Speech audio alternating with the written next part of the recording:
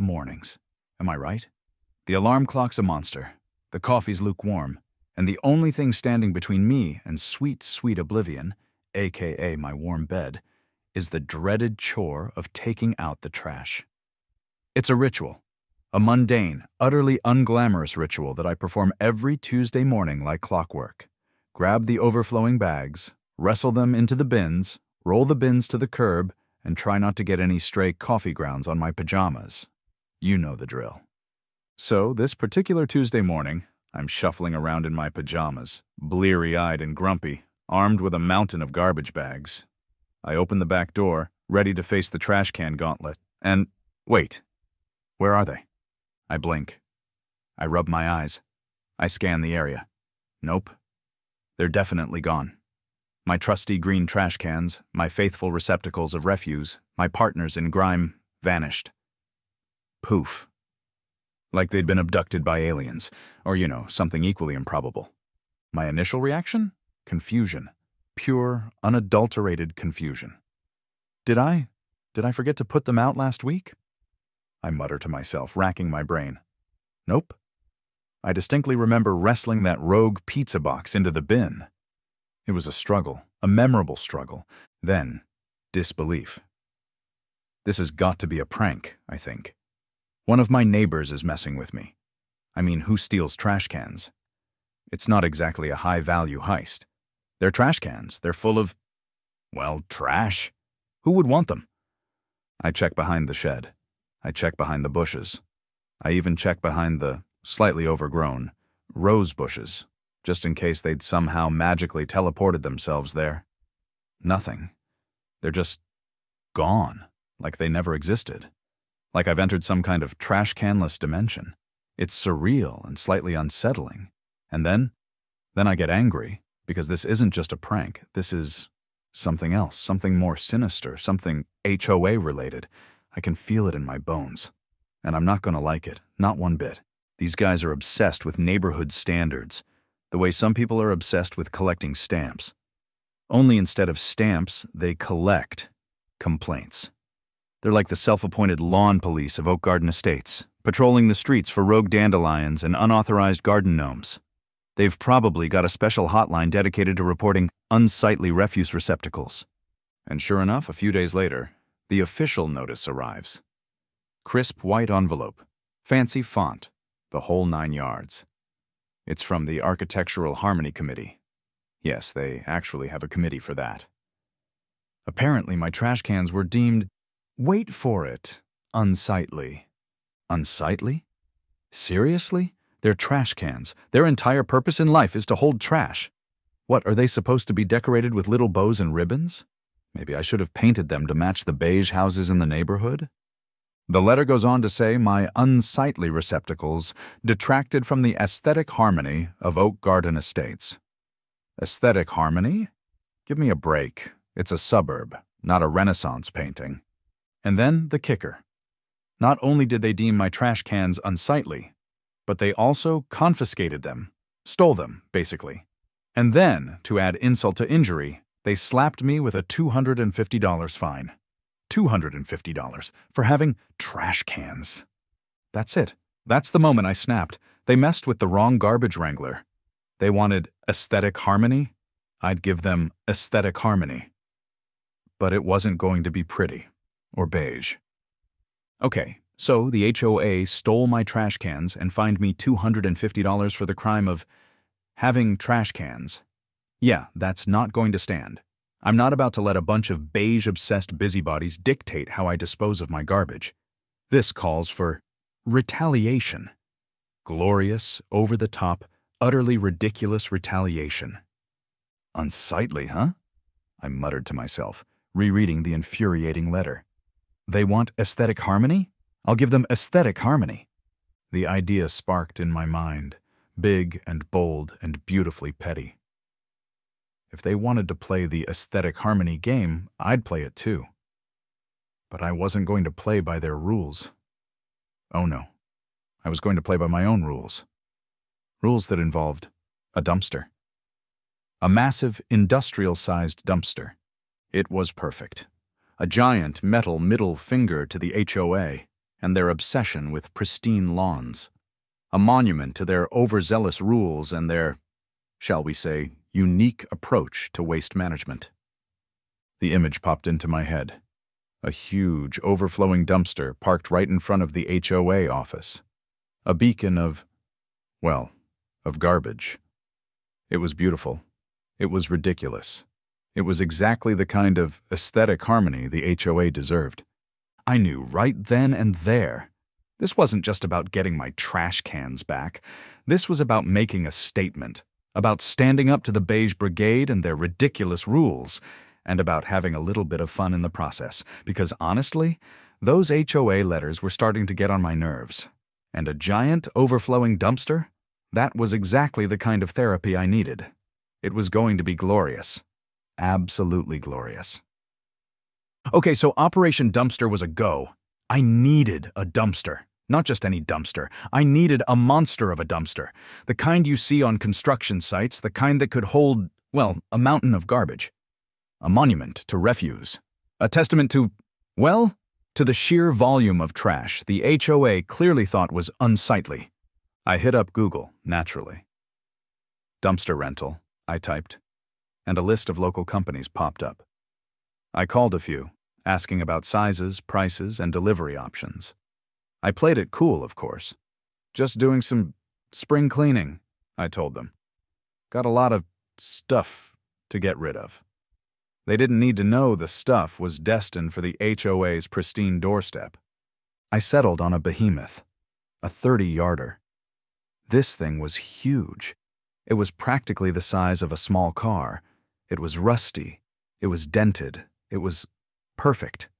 It was exactly the kind of imposing, garbage-hauling monstrosity I needed to make my point. The guy who delivered it was a bit of a character himself, a grizzled old trucker with a twinkle in his eye. He clearly knew what I was up to. HOA trouble, eh? He chuckled, winking. This baby'll teach 'em a lesson. He dropped it off in my driveway, and it looked, well, it looked like a spaceship had landed. It was so big, it barely fit. I had to maneuver it carefully to avoid scraping the side of my house. It was a tight squeeze, but I managed it. And then came the strategic placement. This wasn't just about having a dumpster. This was about making a statement, a loud statement. And that meant location, location, location. My plan was simple, yet elegant. I was going to park this monstrous metal beast right in front of the HOA office. A garbage-filled gift delivered straight to their doorstep. I waited until nightfall, naturally. I didn't want any nosy neighbors, or worse, HOA patrols, interfering with my masterpiece. I hooked up my truck to the dumpster. It had wheels, thank goodness, and slowly, carefully, towed it down the street. It was a bit of a challenge. The dumpster was heavy and it was dark, and I may have had a few close calls with parked cars. But I persevered. This was too important. Finally, I arrived at the HOA office. It was late. The building was dark and deserted. Perfect. I positioned the dumpster directly in front of the main entrance, blocking the doorway like a metal gatekeeper. It was a glorious sight. A huge, rusty, overflowing dumpster, a monument to the HOA's obsession with aesthetic harmony. It was perfect. Absolutely perfect. And the best part? It was just the beginning. Okay, so the dumpster was in place. A hulking metal behemoth blocking the entrance to the HOA office. It was a masterpiece of petty revenge, a monument to bureaucratic overreach, and a testament to the sheer audacity of my plan. But it wasn't complete yet. It needed content. And that content needed to be, well, let's just say it needed to be memorable. But first, the delivery, the grand unveiling, the moment I unleashed my garbage-filled gift upon the unsuspecting HOA. It was early morning, just as the sun was starting to peek over the horizon. I parked a safe distance away and watched. I wanted to savor this moment. I wanted to witness the reactions. The first to arrive were the early morning dog walkers. They stopped, they stared, they pointed. Their faces were a mixture of confusion, amusement, and a tiny bit of fear, maybe. I mean, it was a massive, overflowing dumpster parked right in front of the HOA office. It wasn't exactly a normal sight. Then came the commuters, rushing to work, bleary-eyed and caffeine-deprived. They slowed down, craning their necks to get a better look. Some chuckled, some shook their heads, some just stared in disbelief. It was like a roadside attraction, only instead of a giant ball of twine, it was a giant ball of, well, garbage. And then the HOA arrived. Oh, the HOA. Their reactions were priceless. They pulled up in their pristine beige SUVs, ready to start their day of neighborhood standard enforcement, and, well, they were greeted by a mountain of trash. Their faces, it was a symphony of emotions. Shock, obviously. Disgust, definitely. And then, rage. Pure, unadulterated rage. Mrs. Shelley, the HOA president, looked like she was about to spontaneously combust. Her face turned an alarming shade of purple, and her mouth was moving, but no words came out. She looked like a goldfish gasping for air. The other HOA members weren't much better. They were all staring at the dumpster, their mouths agape, their eyes wide with disbelief. It was like they couldn't comprehend what they were seeing, like they'd stumbled into some kind of alternate reality where trash cans ruled the world. I could practically hear their internal monologues. That dumpster! Who, how? They were speechless. Utterly, completely speechless, which, honestly, was the best part. Their outrage was so intense, it had rendered them incapable of coherent thought. It was beautiful. Absolutely beautiful. And it was just the beginning, because the dumpster wasn't just there to be there. It was there to make a point, a big, smelly, overflowing point. And that meant it needed content. Lots and lots of content, and I had just the stuff to fill it. Okay, so the dumpster was in place, the HOA was losing their minds, and it was time for the deposit. This wasn't just about having a dumpster. This was about making a statement. A big, smelly, overflowing statement. And that meant it needed content. Lots and lots of content. Actual, real, smelly garbage. The kind of garbage the HOA clearly thought was too unsightly for public consumption. I'd been preparing for this moment, naturally. I'd been collecting. Let's just say I'd been strategically accumulating offensive items for the past few days. Household trash, yard waste, you name it. I even borrowed some particularly pungent compost from my neighbor's garden. Don't worry, I returned it later, after the HOA had their fun. I started loading the dumpster. It was a glorious, disgusting symphony of refuse. Overflowing garbage bags, overflowing with, well, you know, the usual suspects. Pizza boxes, takeout containers, junk mail, the remnants of last night's questionable culinary experiment. The kind of stuff everyone throws away, but the HOA apparently deemed too unsightly for my trash cans. Then came the yard waste. Clippings from my slightly overgrown lawn, branches from my slightly unruly rose bushes, and a veritable mountain of leaves. Because, you know, aesthetic harmony. And then, the strategically placed offensive items. A half-eaten watermelon, strategically positioned near the top, its bright pink flesh gleaming in the morning sun. A bag of particularly pungent compost, nestled amongst the leaves, its aroma wafting gently in the breeze. A few strategically placed, shall we say, questionable items I'd found lurking in the back of my fridge. You know, just to add a little extra flavor to the mix. It was a masterpiece of garbage, a veritable Mount Trashmore, a monument to refuse. It was perfect, absolutely perfect. But it wasn't quite complete yet. It needed a finishing touch, a message, a clear, concise, and utterly sarcastic message directed straight at the HOA. I grabbed a piece of cardboard, a marker, and wrote, "Since you love stealing trash, here's some more."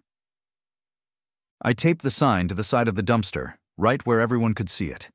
It was simple. It was direct. It was dripping with sarcasm. It was perfect. And then I stepped back, admired my handiwork, and waited. I knew it wouldn't be long before the HOA discovered my little gift, and I couldn't wait to see their faces. It was going to be glorious. Absolutely glorious. Okay, so the dumpster was deployed, the garbage was deposited, the message was written. All that was left was to wait for the inevitable HOA meltdown, and it didn't take long. It was like watching a slow-motion train wreck. The HOA members arrived at their office one by one in their pristine business attire, ready to tackle another day of neighborhood standard enforcement. And then they saw it, the dumpster, the mountain of garbage, the sign. Their reactions were, well, they were a sight to behold. It was like watching a group of synchronized swimmers suddenly encounter a shark. Their faces, it was a symphony of shock, disgust, and pure, unadulterated panic. They stopped dead in their tracks, their mouths agape, their eyes wide with disbelief. It was like they couldn't comprehend what they were seeing. Like they'd stumbled into some kind of garbage-themed horror movie. Some of them recoiled, as if the dumpster was emitting some kind of toxic fumes, which, let's be honest, it probably was. Others just stared, their faces a mixture of confusion and disgust. It was like they'd never seen garbage before, or at least not in such abundance. And then there was Mrs. Shelley. Oh, Mrs. Shelley. She arrived in her pristine white SUV, looking like she was ready to conquer the world, or at least the landscaping of Oak Garden Estates. And then she saw it. The dumpster, the mountain of garbage, the sign, her face. It was a masterpiece of rage. Her eyes narrowed, her lips thinned, and her face turned an alarming shade of purple. She looked like she was about to explode, like she was going to spontaneously combust from sheer, unadulterated fury. She let out a shriek, a high-pitched, ear-piercing shriek that could probably be heard all the way down the street. That garbage!" she shrieked, pointing a trembling finger at the dumpster. How could anyone—" She was beyond words. She was incandescent. She was apoplectic. She was basically a human pressure cooker about to blow its top. The other HOA members were scrambling around her, trying to calm her down. But it was no use. She was on a rampage, a garbage-fueled rampage. This is unacceptable!" she shrieked. "This is a travesty! This is an outrage! This is unsightly!" There's that word again. She was pacing back and forth, her arms flailing, her face redder than a ripe tomato. She looked like she was about to charge at the dumpster, ready to wrestle it to the ground. The other HOA members were just staring at her, their faces a mixture of fear and amusement. They were clearly terrified of her wrath, but I could see a few of them trying to stifle a laugh. It was glorious, absolutely glorious. The HOA's panic was palpable. They were losing their minds. And I was just sitting back watching the show, sipping my coffee, and enjoying every single minute of it. Okay, so Mrs. Shelley was having a full-blown meltdown, the other HOA members were trying to look busy, and the dumpster sat there, a silent, smelly testament to my, shall we say, unique approach to waste management. The next step was inevitable. The call to the cops. Sure enough, a couple of police cars showed up, sirens wailing, lights flashing. It was like a scene from a bad cop drama, only instead of a high-speed chase, it was a high-stakes dumpster standoff. The HOA members, led by Mrs. Shelley, who had somehow managed to compose herself slightly, swarmed the officers, pointing accusing fingers at the dumpster, at the sign, and, of course, at me. "He did it!" Mrs. Shelley shrieked, her voice still a little shaky. "He dumped all this garbage here! It's illegal! It's vandalism! It's unsightly!" There's that word again. The other HOA members chimed in, nodding vigorously and echoing her accusations. "Illegal dumping!" they cried. "Disruption of the peace! Aesthetic terrorism!" Okay, maybe they didn't say that last one, but I wouldn't have been surprised. The police officers, bless their hearts, looked a little bewildered. They were clearly not expecting to be dealing with a garbage-related crime scene.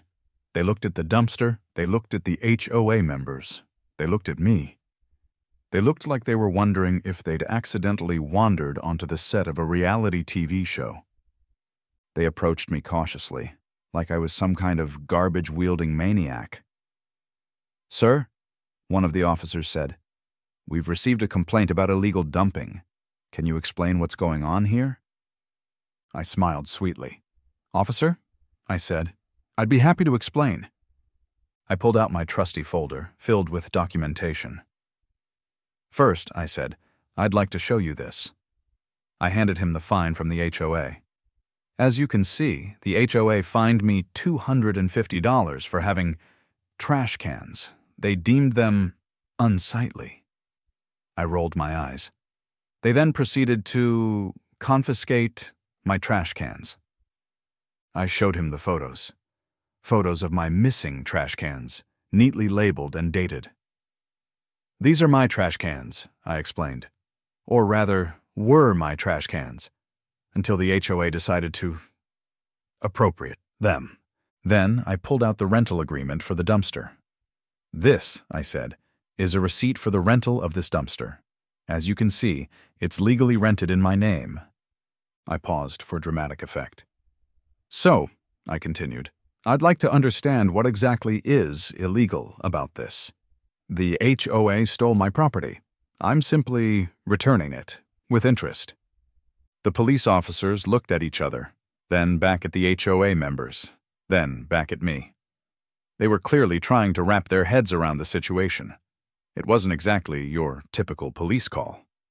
So, one of the officers said slowly, let me get this straight. The HOA stole your trash cans and then fined you for it, and now you're returning their garbage. Precisely, I said, with interest. The officers chuckled. They couldn't help it. The absurdity of the situation was just too much. The HOA members, however, were not amused. Mrs. Shelley was fuming. But, it's garbage, she sputtered. It's unsightly. Yes, ma'am, one of the officers said politely. It is. He turned back to me. Sir, do you have any proof that this garbage belongs to the HOA? I grinned. Officer, I said, I have a feeling that this garbage speaks for itself. I gestured to the overflowing dumpster, the pungent aroma wafting gently in the breeze. I believe the HOA will find familiar items within. The officers chuckled again. They got it. They understood the, shall we say, nuance of the situation, and they were clearly enjoying it. Ma'am, one of the officers said to Mrs. Shelley, I'm afraid there's nothing we can do. Mr. Paul has provided documentation showing that he legally rented this dumpster. And as he pointed out, the contents appear to be related to the missing trash cans. Mrs. Shelley was speechless. She was defeated. Outsmarted by a garbage-filled dumpster. It was poetic justice at its finest. Okay, so the police had spoken. My garbage gift was perfectly legal, technically. The HOA, predictably, was not happy. But they were stuck. They couldn't arrest me for returning stolen property, even if it was, well, a mountain of stolen property. And smelly, and overflowing. The officers, bless their hearts, tried to maintain a professional demeanor, but I could see the amusement in their eyes. They knew what was going on. They understood the, shall we say, artistic statement I was making. Ma'am, one of the officers said to Mrs. Shelley, trying to suppress a grin, I understand your frustration, but Mr. Paul has provided documentation showing that he legally rented this dumpster, and as he pointed out, the contents appear to be related to the missing trash cans. He paused, then added with a twinkle in his eye, perhaps you should discuss this further with your waste management department. Waste management department, Mrs. Shelley sputtered. But, we are the waste management department? The officer just shrugged. Well then, he said, I suggest you get to work. And with that, the police drove off, leaving the HOA to deal with the, shall we say, consequences of their actions. The scene that followed was glorious. Absolutely glorious. The HOA members, dressed in their pristine business attire, their perfectly pressed suits and their perfectly polished shoes, were forced to, well, to get their hands dirty. Literally. They were given gloves, masks, thankfully, and large garbage bags. And then, they had to start sorting through the dumpster Bag by bag, item by item, they had to sift through the evidence of their overzealousness. It was a sight to behold. Mrs. Shelley, her white suit now covered in, let's just say unidentifiable substances, was frantically digging through a bag of particularly pungent compost, her face a mask of disgust. Mr. Peterson, the HOA treasurer, was gingerly holding a half-eaten watermelon, trying not to gag. The other HOA members were just staring at the garbage, their faces a mixture of horror and resignation. The irony was delicious. These people, who were so obsessed with aesthetic harmony and neighborhood standards, were now forced to wade through a mountain of garbage. Their own garbage. Garbage they had deemed too unsightly for public consumption. Passers-by stopped to watch the spectacle, chuckling and shaking their heads. Some even took pictures. The HOA dumpster debacle was the talk of the town. It was a local legend in the making. And me? I was just sitting back, watching the show, sipping my coffee and enjoying every single minute of it. Finally, after hours of sorting, sifting, and gagging, the HOA managed to clear the dumpster. They were exhausted, humiliated, and covered in, let's just say they weren't looking their best. And then, the moment I'd been waiting for. My trash cans were returned, cleaned, polished, and accompanied by a groveling apology from Mrs. Shelley herself. "Mr. Paul," she said, her voice barely a whisper, we apologize for the misunderstanding regarding your refuse receptacles. We were wrong." "Apology accepted," I said with a smile. "Just try not to misunderstand my trash cans again." And with that, the HOA dumpster debacle was over. But the legend lived on. It became a symbol of resistance against overbearing HOAs, a testament to the power of garbage, and a reminder that sometimes the best way to fight bureaucracy is with a little bit of, you get the idea.